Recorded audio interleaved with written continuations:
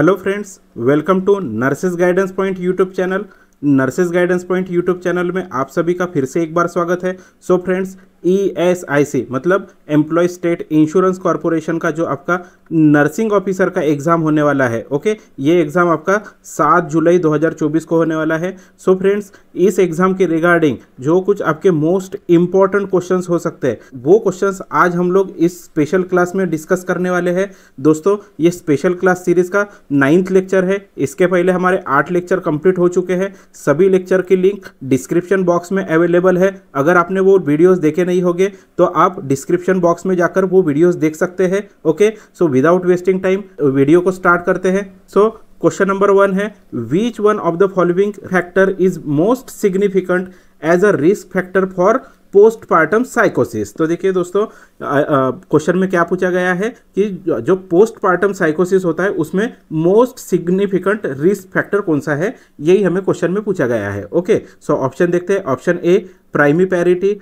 Option B undesired pregnancy, option C unmarried status, option D history of postpartum साइकोसिस। तो देखिए दोस्तों, अगर फर्स्ट प्रेगनेंसी है तो उसमें पोस्टपार्टम साइकोसिस होता है, ऐसा बहुत रेयर चांसेस होते हैं, तो ऑप्शन ए आंसर नहीं होगा। अनडिजायर्ड प्रेगनेंसी है, अगर कोई कपल एलिजिबल कपल है और या फिर मैरिड कपल है और उनको अगर प्रेगनेंसी नहीं चाहिए थी फिर भी बाय मिस्टेक कंसीव हो गया है, तो ऐसी सिचुएशन में पोस्टपार्टम साइकोसिस होता है क्या? नहीं दोस्तों, ऐसा कुछ अनडिजायर्ड प्रेगनेंसी की वजह से पोस्टपार्टम साइकोसिस होता है, ऐसे कुछ एविडेंसेस नहीं है, बहुत रेयर चांसेस होते हैं। फिर उसके बाद में अनमैरिड स्टेटस, तो अनमैरिड अगर वुमन है और कंसीव करती है तो उसमें पोस्टपार्टम साइकोसिस होता है क्या? तो ऐसे भी कुछ एविडेंसेस नहीं है, तो इसके लिए आंसर क्या हो जाएगा? Option D history of postpartum साइकोसिस। अगर देखिए दोस्तों, वो वुमन को अगर पहले की अगर हिस्ट्री होगी पोस्टपार्टम साइकोसिस की तो उस वुमन में फिर से पोस्टपार्टम साइकोसिस होने के चांसेस है। अगर वुमन को पहले अगर बाइपोलर डिसऑर्डर है, ओके, बाइपोलर डिसऑर्डर की हिस्ट्री है, या फिर सिजोफ्रेनिया की हिस्ट्री है, या फिर प्रीवियस हिस्ट्री, या फिर अगर फैमिलियल हिस्ट्री है, ओके, तो फैमिलियल हिस्ट्री में भी हिस्ट्री की वजह से भी पोस्टपार्टम साइकोसिस हो सकता है। सो क्वेश्चन नंबर 1 के लिए आंसर क्या हो जाएगा? Option D. नेक्स्ट क्वेश्चन देखते हैं।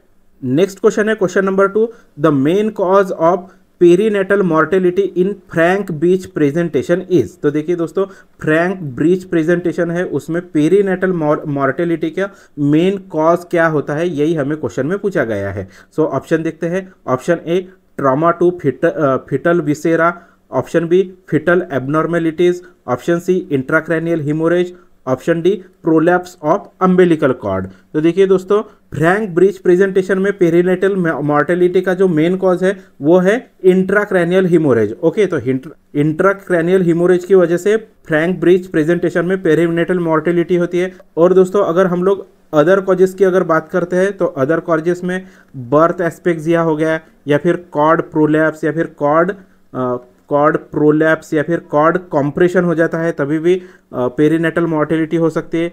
ओके, सो क्वेश्चन नंबर 2 के लिए आंसर क्या हो जाएगा? Option C. नेक्स्ट क्वेश्चन देखते हैं। नेक्स्ट क्वेश्चन है question number 3, the treatment of primary spasmodic dysmenorrhoea in young girl as a first measure would be. तो देखिए दोस्तों, यंग गर्ल पेशेंट है या फिर क्लाइंट है, उसमें क्या हुआ है? प्राइमरी स्पाज्मोटिक डिस्मेनोरिया हुआ है, तो उसके लिए हम लोग फर्स्ट एक्शन क्या लेंगे? ओके, या फिर ट्रीटमेंट क्या लेंगे? फर्स्ट एक्शन ट्रीटमेंट कौन सी रहेगी?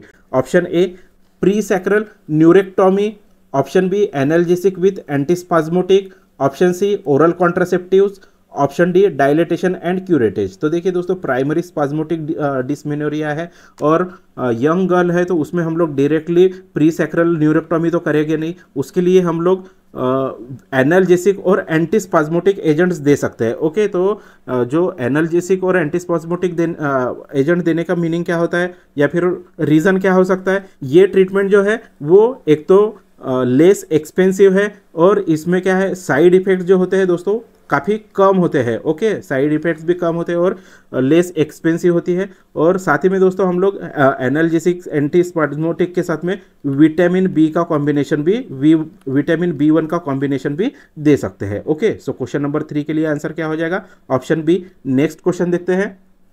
नेक्स्ट क्वेश्चन है question number 4, consider the following. तो देखिए दोस्तों यहाँ पर कुछ सेंटेंस दिए गए हैं और उसमें क्या बोला गया है, which are examples of primordial prevention. तो देखिए दोस्तों प्रिवेंशन के कितने लेवल्स होती है, primordial, primary, secondary, tertiary levels, ऐसी लेवल्स होती है। तो उसमें हमें क्या पूछा गया है, प्रीमॉर्डियल लेवल में कौन से सेंटेंस आते हैं या फिर कौन से एग्जाम्पल्स हम लोग कंसिडर कर सकते हैं। ओके, तो सेंटेंस देखते हैं। सेंटेंस 1 क्या है, हेल्थ एजुकेशन, फिर सेकंड है ट्रीटमेंट ऑफ हाइपरटेंशन, फिर थर्ड है स्क्रीनिंग फॉर सर्वाइकल कैंसर, फिर फोर्थ है changing lifestyle to prevent stress. तो देखिए दोस्तों ये जो हेल्थ एजुकेशन है, फिर उसके बाद में ट्रीटमेंट जो है ना दोस्तों, ट्रीटमेंट प्रीमॉर्डियल में नहीं आता है। फिर उसके बाद में स्क्रीनिंग हम लोग प्रीमॉर्डियल में नहीं करेंगे।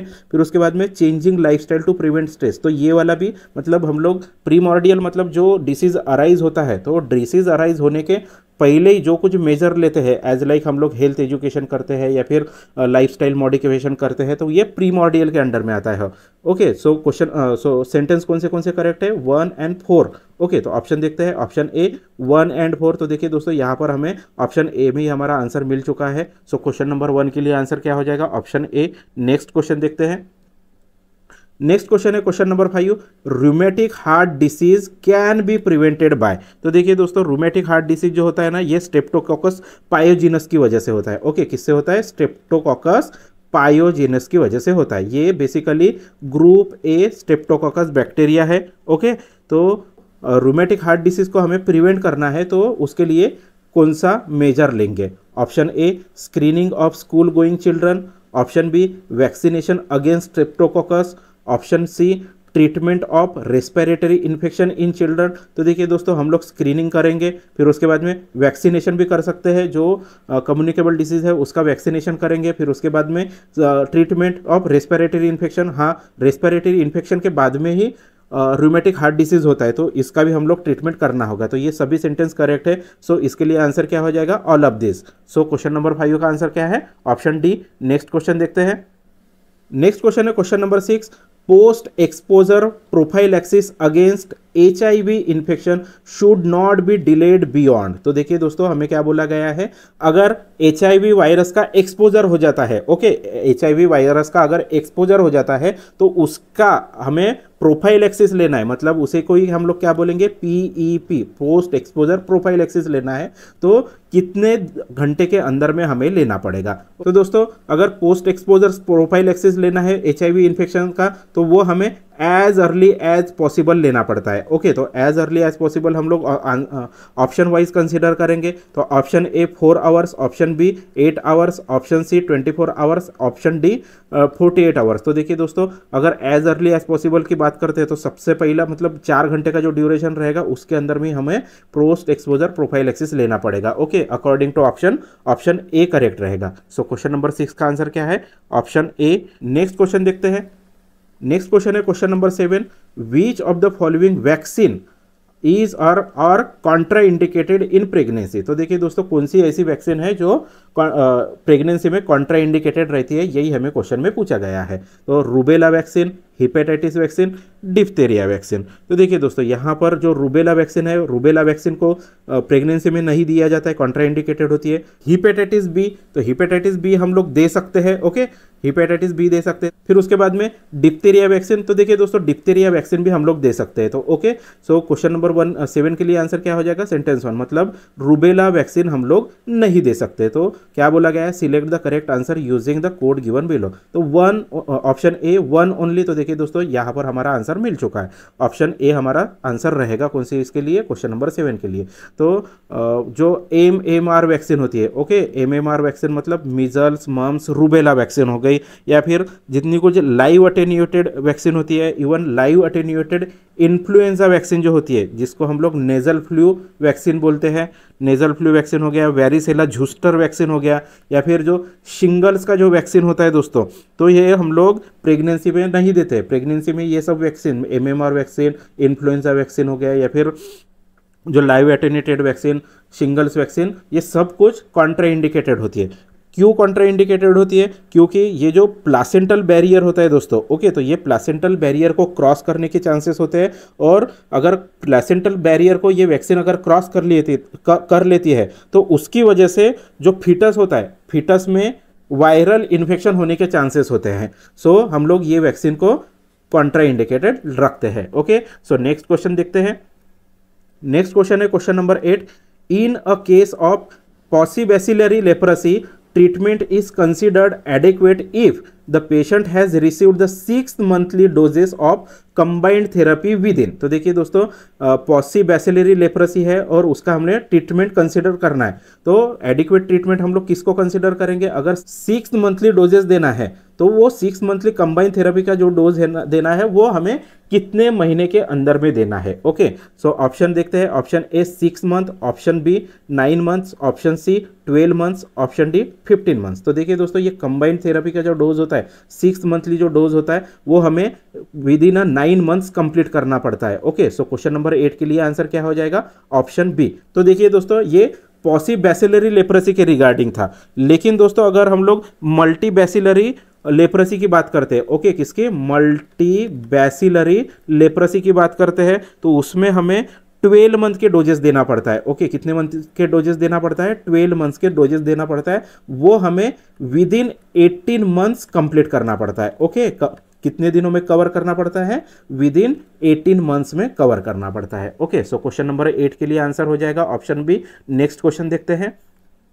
नेक्स्ट क्वेश्चन है question number 9। Chemoprophylaxis is indicated in the following condition except. तो देखिए दोस्तों, कीमोप्रोफाइलैक्सिस के बारे में बोला है, तो कीमोप्रोफाइलैक्सिस का मीनिंग क्या हो जाता है? Drug which given to prevent the infectious disease. Okay, मतलब इन्फेक्शियस डिसीज को प्रिवेंट करने के लिए जो ड्रग्स हम लोग एडमिनिस्टर करते हैं उसी को हम लोग कीमोप्रोफाइलैक्सिस बोलते हैं। ओके, सो ऑप्शन देखते हैं। Option A cholera, option B meningococcal meningitis, option C plague, option D typhoid. तो देखिए दोस्तों, कीमोप्रोफाइलैक्सिस ट्रीटमेंट हम लोग टाइफाइड में नहीं देते हैं। ओके, किस में नहीं देते हैं?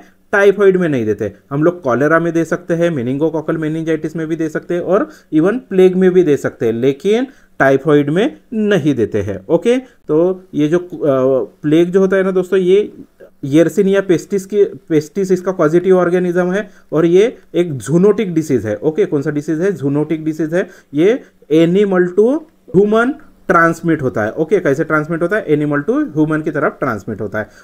ओके, फिर नेक्स्ट क्वेश्चन देखते हैं। नेक्स्ट क्वेश्चन है question number 10। Chandler's index is used in the epidemiological studies of. तो देखिए दोस्तों, शैंडलर इंडेक्स हम लोग इपिडेमियोलॉजिकल स्टडीज में कहाँ यूज करते हैं? Option A ascariasis, option B hookworm infection, option C taenia solium infection, option D guinea worm infection. तो देखिए दोस्तों, ये जो शैंडलर इंडेक्स होता है ना, ये हम लोग इपिडेमियोलॉजिकल स्टडीज में हुकवर्म इन्फेक्शन के लिए यूज करते हैं। ओके, सो क्वेश्चन नंबर 10 के लिए आंसर क्या हो जाएगा? Option B. नेक्स्ट क्वेश्चन देखते हैं। नेक्स्ट क्वेश्चन है क्वेश्चन नंबर 11।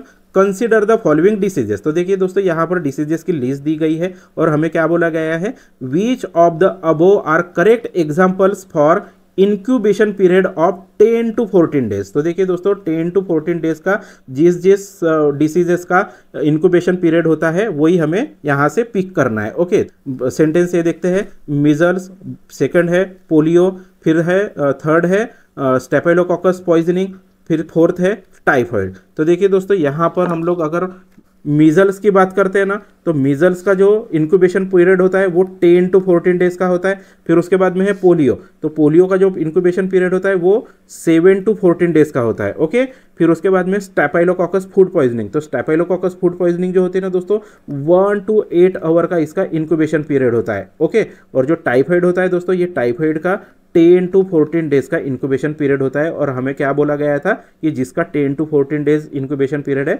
वही हमें पिक करना है। तो यहाँ पर देख सकते हैं हम लोग मीजल्स हो गया और टाइफाइड हो गया जिसका 10 to 14 डेज का इंक्यूबेशन पीरियड है। ओके, सो क्वेश्चन नंबर 11 के लिए आंसर क्या हो जाएगा? 1 and 4। तो ऑप्शन देखते हैं। ऑप्शन ए 1 and 3 नहीं, ऑप्शन बी 2 and 4 नहीं, ऑप्शन सी 1 and 4। तो देखिए दोस्तों, यहाँ पर हमारा आंसर मिल चुका है 1 and 4। सो क्वेश्चन नंबर 11 के लिए आंसर क्या हो जाएगा? Option C. नेक्स्ट क्वेश्चन देखते हैं।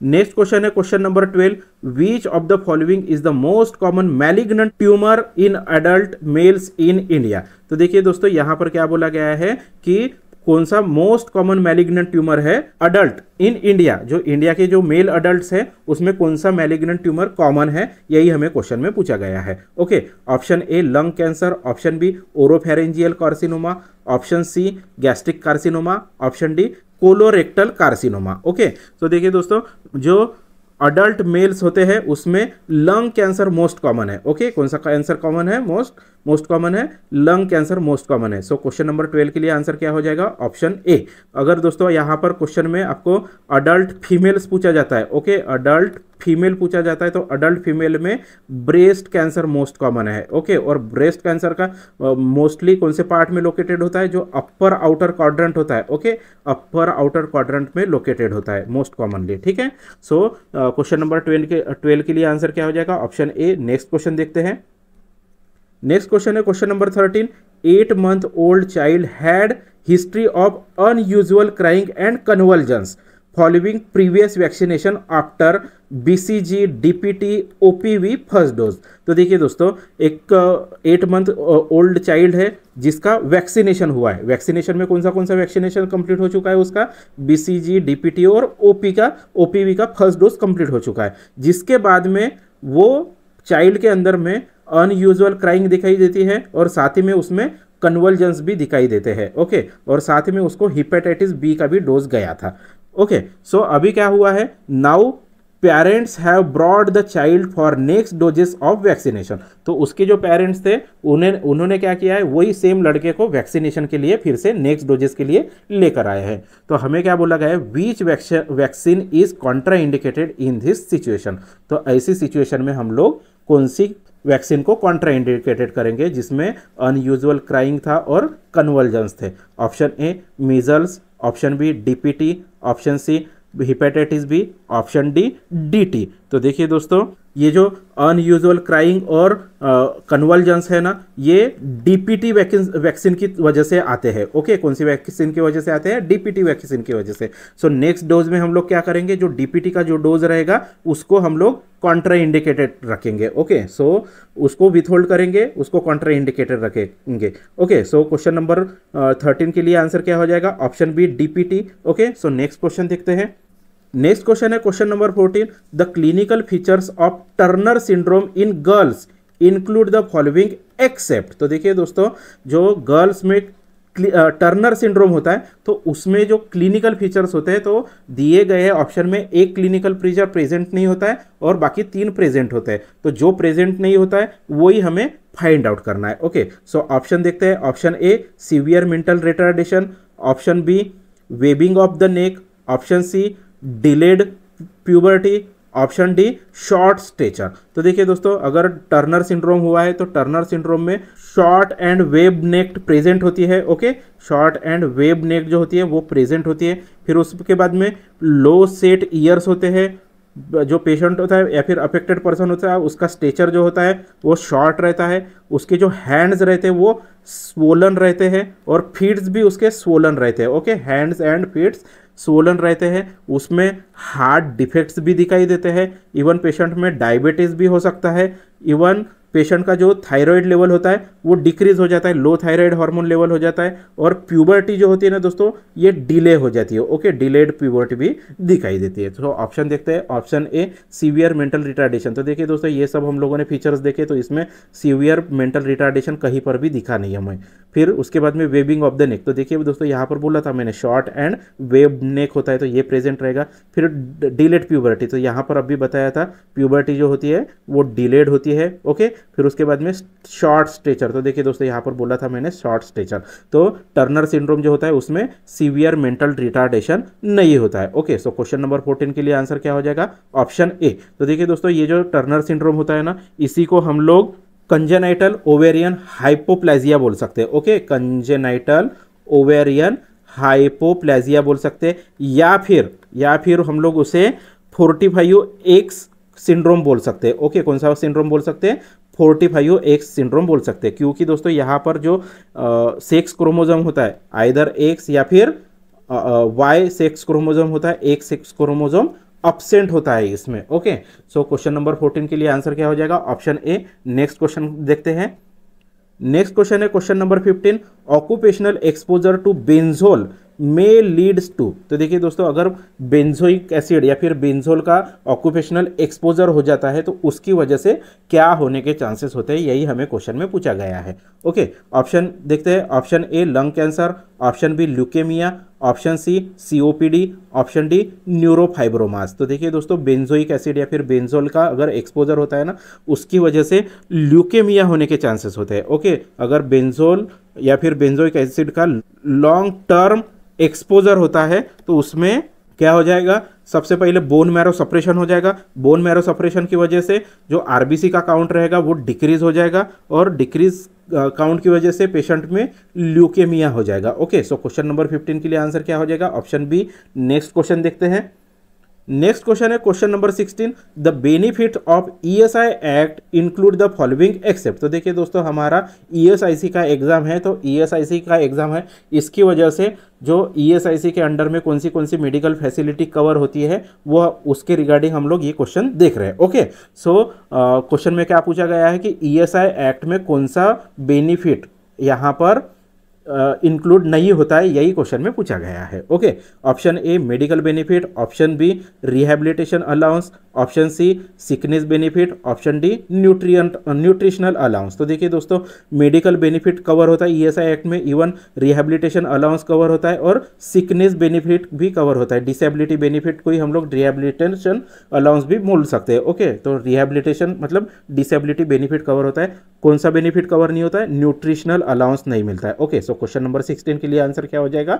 Option D. तो देखिए दोस्तों, ये जो ईएसआई एक्ट है ये 1948 में पास हुआ था। ओके, कब पास हुआ था? 1948 में पास हुआ था। और इसका अमेंडमेंट कब कब हुआ है? 1975 में फर्स्ट अमेंडमेंट हुआ, फिर उसके बाद में 1984 में सेकेंड अमेंडमेंट हुआ है, फिर उसके बाद में 1989 में थर्ड अमेंडमेंट हुआ, और लेटेस्ट में दोस्तों यहाँ इसका 2010 में अमेंडमेंट हुआ था। ओके, सो क्वेश्चन नंबर 16 के लिए आंसर है ऑप्शन डी। नेक्स्ट क्वेश्चन देखते हैं।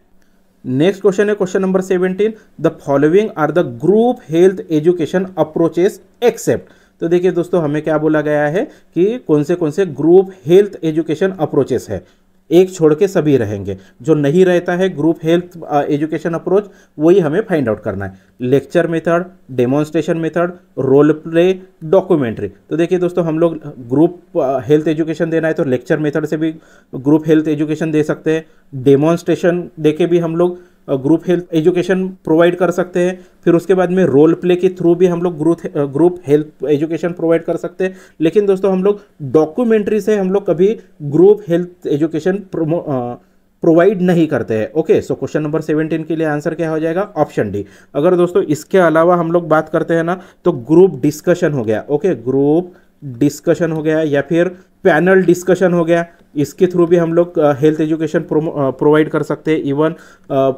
कुछ ग्रुप के लिए वर्कशॉप भी अरेंज कर सकते हैं, या फिर कॉन्फ्रेंस अरेंज कर सकते हैं, या फिर हम लोग सेमिनार भी अरेंज कर सकते हैं। लेकिन डॉक्यूमेंट्री थ्रू हम लोग कभी ग्रुप हेल्थ एजुकेशन प्रोवाइड नहीं करते हैं। ओके, सो क्वेश्चन नंबर 17 के लिए आंसर हो जाएगा ऑप्शन डी। नेक्स्ट क्वेश्चन देखते हैं। नेक्स्ट क्वेश्चन है question number 18, WHO recommendation for initiating anti retroviral treatment ART in HIV positive individual is. तो देखिए दोस्तों, HIV पॉजिटिव इंडिविजुअल है और उसको हमें एंटी रेट्रोवायरल ट्रीटमेंट मतलब ART स्टार्ट करना है, तो उसके लिए WHO के रिकमेंडेशंस क्या है? Option A CD4 cell less than 200 cells cubic millimetre, option B CD4 cells less than 250 cells cubic millimetre, option C CD4 cells less than 300 cells cubic millimetre, option D CD4 cells less than और equal to 350 cells per cubic millimetre. तो देखिए दोस्तों, जो normal CD4 cell count होता है ना, वो होता है 450 से लेकर 1100 क्यूबिक मिलीमीटर इतना होता है। ओके, कितना होता है? 450 से लेकर 1100 सेल्स क्यूबिक मिलीमीटर इतना होता है, पर सेल्स क्यूबिक मिलीमीटर इतना होता है। लेकिन अगर WHO के रिकमेंडेशंस देखते हैं तो अगर सेल काउंट लेस देन और equal to, okay, less than और इक्वल टू 350 हो गया तो हम लोगों को ART ट्रीटमेंट स्टार्ट करना पड़ता है। सो क्वेश्चन नंबर 18 के लिए आंसर क्या हो जाएगा? Option D. नेक्स्ट क्वेश्चन देखते हैं। नेक्स्ट क्वेश्चन है question number 19, the following are the principle of primary health care except. तो देखिए दोस्तों, हमें क्या बोला गया है कि प्राइमरी हेल्थ केयर का कौन सा प्रिंसिपल नहीं है। ओके, तो देखिए जो PSC होते हैं, PSC के 4 प्रिंसिपल्स होते हैं। ओके, कितने प्रिंसिपल्स होते हैं? 4 प्रिंसिपल्स होते हैं। एक होता है कम्युनिटी पार्टिसिपेशन। ओके, क्या होता है? Community participation. फिर उसके बाद में इंटर सेक्टोरल कोऑर्डिनेशन होता है। फिर उसके बाद में थर्ड होता है अप्रोप्रिएट टेक्नोलॉजी होता है। और फोर्थ होता है equitable distribution of health care होता है। ओके, सो ऑप्शन देखते हैं। Option A intersectoral coordination. तो देखिए दोस्तों, ये प्रिंसिपल है PSC का।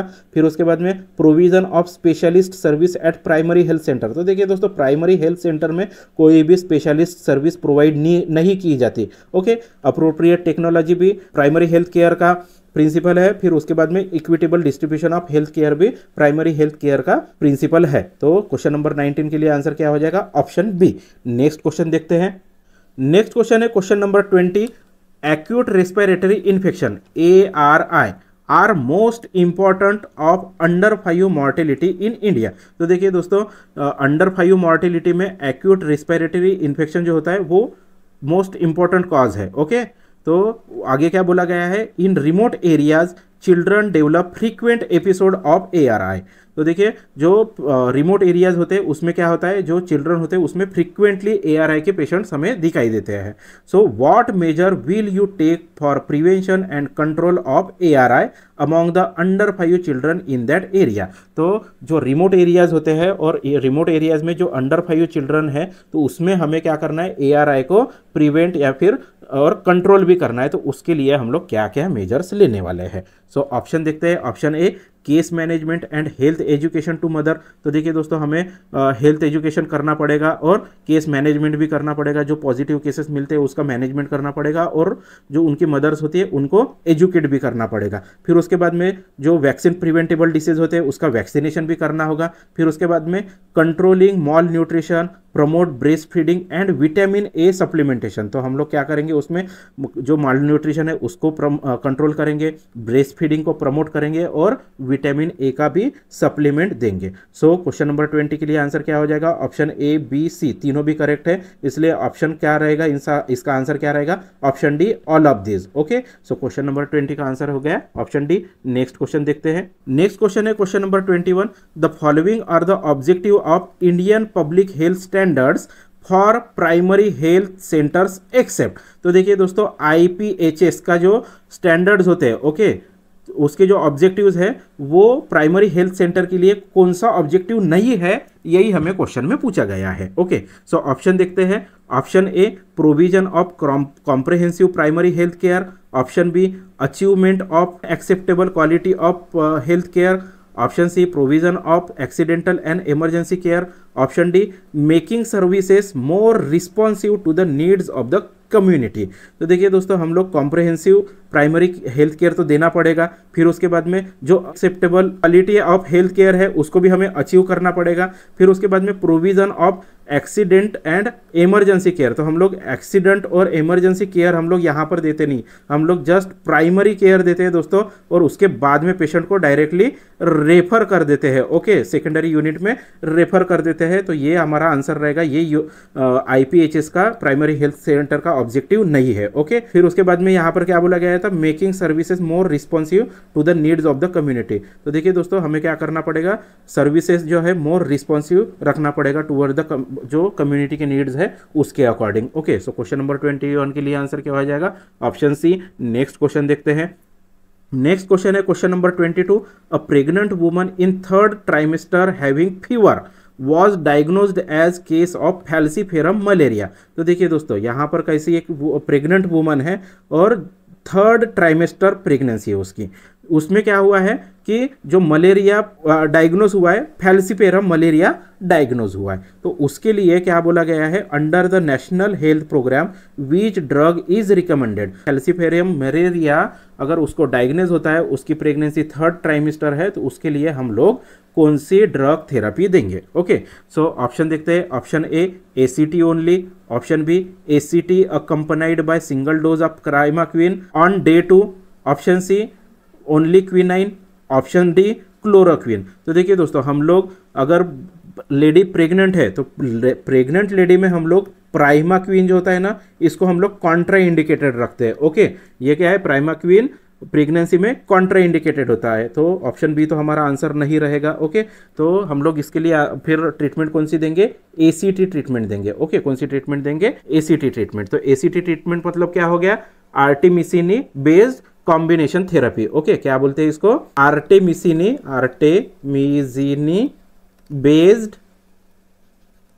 Combination therapy. Okay, combination therapy बोलते हैं इसको, ACT ट्रीटमेंट को। सो क्वेश्चन नंबर 22 के लिए आंसर क्या हो जाएगा, ऑप्शन ए। नेक्स्ट क्वेश्चन देखते हैं। नेक्स्ट क्वेश्चन है question number 23, which of the following genetic disorder leads to mental retardation. तो देखिए दोस्तों, ऐसा कौन सा जेनेटिक डिसऑर्डर है जिसकी वजह से मेंटल रिटार्डेशन होता है, यही हमें क्वेश्चन में पूछा गया है। ऑप्शन देखते हैं। Option A haemophilia, option B phenylketonuria, option C cystic fibrosis, option D sickle cell anaemia. तो देखिए दोस्तों, ये जो हीमोफीलिया है, हीमोफीलिया की वजह से मेंटल रिटार्डेशन नहीं होता है। इवन जो ये सिस्टिक फाइब्रोसिस है और ये सिकल सेल एनीमिया है, ये तीनों ऐसे जेनेटिक डिसऑर्डर है जिसमें मेंटल रिटार्डेशन नहीं होता है। ओके, सो जो PKU मतलब फिनाइलकीटोन्यूरिया जो होता है ना दोस्तों, इसमें हमें पेशेंट में दिखाई देता है। ये ऐसा जेनेटिक डिसऑर्डर है कि उसमें पेशेंट को मेंटल रिटार्डेशन भी होता है। ओके, सो क्वेश्चन नंबर 23 के लिए आंसर क्या हो जाएगा, ऑप्शन बी। नेक्स्ट क्वेश्चन देखते हैं। नेक्स्ट क्वेश्चन है question number 24, biomedical waste from yellow plastic bag is disposed by. तो देखिए दोस्तों, ये जो येलो प्लास्टिक बैग जो होती है ना, ये इसमें ह्यूमन एनाटॉमिकल वेस्ट, मतलब जैसे कि जनरली जो कैटेगरी 1 होता है। ओके, कैटेगरी 1 का जो वेस्ट होता है मतलब ह्यूमन एनाटॉमिकल वेस्ट हो गया। फिर उसके बाद में कैटेगरी 2। ओके, तो कैटेगरी 2 में हम लोग एनिमल वेस्ट रखते हैं। ओके, एनिमल का जो एनाटॉमिकल वेस्ट है उसमें वो रखते हैं। फिर उसके बाद में कैट 3। ओके, कैटेगरी 3 में हम लोग माइक्रोबायोलॉजिकल एंड बायोटेक्नोलॉजिकल जो वेस्ट होता है वो हम लोग डिस्पोज करते हैं। ओके, और कैटेगरी 6 होता है ना दोस्तों, ये कैटेगरी 6 में हम लोग सॉलिड वेस्ट डालते हैं। ओके, सॉलिड वेस्ट कौन सा, जो कंटेमिनेटेड है। Okay, solid waste contaminated with blood and body fluids. Okay, जो ब्लड और बॉडी फ्लूइड्स का जो कंटेमिनेटेड सॉलिड वेस्ट है वो भी हम लोग कैटेगरी 6 में रखते हैं। और ये जो कैटेगरी 1 हो गया, कैटेगरी 2, 3 और 6, ये सब कुछ हम लोग येलो बैग में डिस्कार्ड करते हैं। तो ये येलो बैग का हमें अभी डिस्पोजल करना है, तो येलो बैग का डिस्पोजल हम लोग कौन सी मेथड से करेंगे।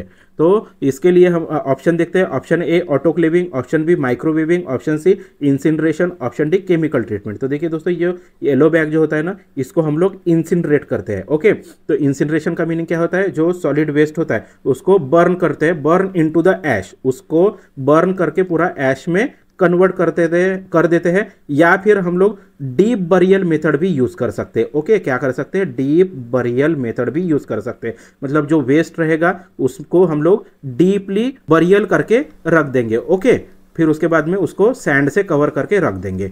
सो क्वेश्चन नंबर 24 के लिए आंसर क्या हो जाएगा, ऑप्शन सी इंसिनरेशन, या फिर हम लोग इसको डीप बरियल भी कर सकते हैं। सो नेक्स्ट क्वेश्चन देखते हैं।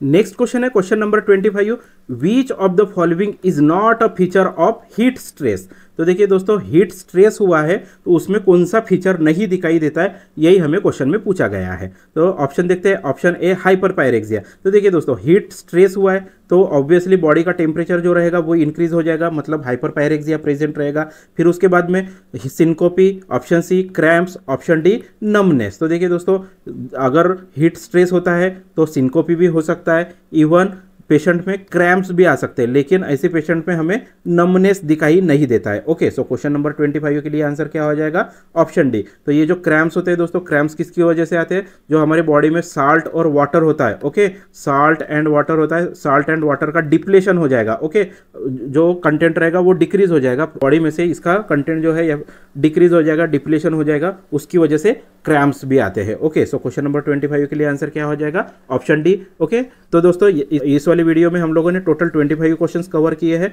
तो दोस्तों ये वीडियो कैसे लगा ये हमें कमेंट बॉक्स में जरूर बताएं। दोस्तों अगर ये वीडियो आपको पसंद आया होगा तो इस वीडियो को लाइक करो, साथ ही में दोस्तों ये वीडियो आपकी बाकी साथियों को भी शेयर करो, साथ ही में दोस्तों nurses guidance point YouTube channel को भी सब्सक्राइब करो। दोस्तों चैनल सब्सक्राइब करने के बाद में बेल आइकन को प्रेस करना ना भूलिए, ताकि आने वाली सभी वीडियो की नोटिफिकेशन आप तक इजीली पहुंच सके। अगर दोस्तों इन सभी क्वेश्चन का पीडीएफ आपको चाहिए होगा तो उसके लिए आपको हमारा टेलीग्राम ग्रुप ज्वाइन करना होगा। तो टेलीग्राम ग्रुप की लिंक ऑलरेडी डिस्क्रिप्शन बॉक्स में अवेलेबल है, आप डिस्क्रिप्शन बॉक्स में जाकर टेलीग्राम ग्रुप ज्वाइन होके ये पीडीएफ डाउनलोड कर सकते हैं। ओके, सो दोस्तों मिलते हैं नेक्स्ट वीडियो में नेक्स्ट पार्ट के साथ में। तब तक के लिए जय हिंद, जय भारत।